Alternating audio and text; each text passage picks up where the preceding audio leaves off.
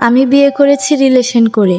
তার সাথে আমার 2015 সাল থেকে সম্পর্ক। মাঝে মাঝে দেখা করতাম, ঘুরতে যেতাম। সে কখনো কাজ করতো না। আমি একটা প্রাইভেট ক্লিনিকে কাজ করতাম। আমি তাকে এতটা ভালোবাসতাম, তার হাত খরচ আমি দিতাম। এইভাবে 3টা বছর কেটে গেল। তারপর হঠাৎ একদিন তার সাথে অনেক ঝগড়া হলো। তারপর সে আমার সাথে আর কথা বলতো না। তখন আমার অনেক কষ্ট হতো।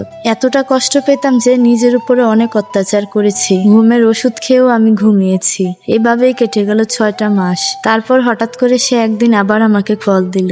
সে কল দিয়ে আমাকে বলছে আমার সাথে নাকি শেষবারের মতো একবার দেখা করবে, কোনোদিন আর কল দিবে না। তখন আমি যাইতে চাইনি। অনেক জোর করে সে আমাকে রাজি করায়। তার জোরাজুরিতে আমি দেখা করার জন্য রাজি হই। আর এটাই ছিল আমার জীবনের সব থেকে বড় ভুল, যেটা আমি এখন বুঝতে পারছি। তারপর তার সাথে দেখা করি। তার সাথে তার এক বন্ধু নিয়ে এসেছে। তখন অনেক কান্নাকাটি করে বলতেছে তার অনেক ভুল হয়েছে, তাকে যেন আমি মাফ করে দেই। আমিও তাকে অনেক ভালোবাসি, তাই তাকে আবার সুযোগ দিলাম। কিন্তু সে ভালোবাসার মর্মটা দিতে জানলো না। তারপর এইভাবে কেটে গেল 2টি বছর। 2020 সালে আগস্টের 16 তারিখে সে তার বন্ধুদের সাথে একটা ঝগড়াতে যায়। তারপর ওখানে মারামারি হয়, একটা ছেলের মৃত্যুও হয়। তখন সে মার্ডার মামলায় আসামি। তখন সে আমাকে ফোন দিয়ে আমার কাছে মাফ চায়, বলে আমাকে তুমি মাফ করে দাও। সে এরকম পরিস্থিতিতে পড়ে যাবে এই জন্য আমি খুব কান্নাকাটি করেছি। কি করব তখন আমি কিছুই বুঝতে পারলাম না। সে আমাকে বলল তাকে বিয়ে করতে। আমাকে ইমোশনাল ব্ল্যাকমেল করতেছে সে। আমাকে না পেলে নাকি সে মরে যাবে। তার কথা শুনে আমি তখন তার কথা রাজি হয়ে যাই। তখন আমার পরিবারের কথাও আমি চিন্তা করিনি। কোনো চিন্তা ভাবনা না করে আমি বাসা থেকে বের হয়ে গেলাম। তার কাছে গেলাম, আমাদের বিয়ে হলো। 6 মাস অনেক ভালোই ছিল। তার মামলা ওর বন্ধু রিফাত যেন আসামি ছিল, সে আমার জন্য তাকে মাফ করে দেয়। তখন ঝামেলা শেষ হয়। তার কিছুদিন পরে আমি মা হতে চলেছি। সে তো অনেক খুশি। এটা শুনে আমার অনেক যত্ন করত, যা বলতাম সব শুনতো। কিন্তু আমার কপালের সুখ আল্লাহ বেশি দিন রাখলেন।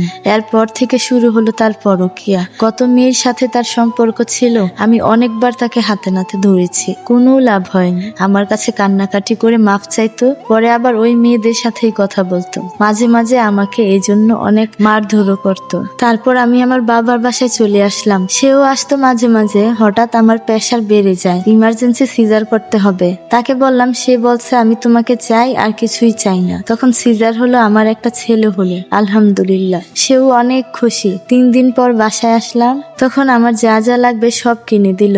আমার অনেক খেয়াল রাখতো। কিন্তু সে যে পরকিয়া করতো সেটা আমি বুঝতাম। সে অনেক কান্নাকাটি করতো। তারপরে আমি ভাবলাম সে এখন ভালো হয়ে গেছে, কিন্তু এটা আমার ভুল ধারণা ছিল। আমার বাবুর যখন 1 বছর বয়স তখন আমার বাবা মারা যায়। এর 4 মাস পরে সে আরেকটা বিয়ে করে। এই কথাটা আমি জানতাম না। তখন আমি তাকে বলি চলো আমার বাবার বাসায় একেবারে চলে যাই। প্রথমে সে রাজি ছিল না, তারপর রাজি হয়। তখন সে আমাকে বলতেছে আমি একটা কাজের উদ্দেশ্যে চট্টগ্রাম যাব। আমি না করেছি। তখন সে আমাকে বুঝাচ্ছে বাচ্চার একটা ভবিষ্যৎ আছে, এখানে গেলে বেশি টাকা ইনকাম করতে পারব। তখন আমি না বলছি, তারপরও সে শোনে নাই। সে কিছুদিন পরে আমাকে আমার ঘরে সবকিছু দিয়ে বাবার বাসায় দিয়ে, এখন তো তার জন্য আরো ভালো হয়। দ্বিতীয় বউ নিয়ে সুখে সংসার করতে পারবে। শুধু কান্না করে আল্লাহর কাছে বলি, আল্লাহ বাবুর দিকে চেয়ে হলেও তাকে আমার কাছে ফিরিয়ে দাও। কিন্তু আল্লাহ আমার আর আমার সন্তানের উপর একটুও দয়া করলেন না। অনেক কান্নাকাটি করতাম, কিন্তু কাউকে কিছু বুঝতে দিতাম না। এভাবে আরো 2টা বছর কেটে গেল। যখন আমি আর পারতেছি না এই কথা নিজের ভিতর রাখতে রাখতে আমার অবস্থা খুব খারাপ হয়ে যায়। তখন আমার মায়ের কাছে অনেক কান্না করে বলতেছিলাম, মা রবিন বিয়ে করেছে। আমার মা আমাকে কি বলবে কিছুই বুঝছে না। তখন মা আমাকে জিজ্ঞেস করলো বিয়ে কবে করেছে। তখন সব সত্যি কথা মাকে বলি। মাও আরো 2 বছর আগে বিয়ে করেছে।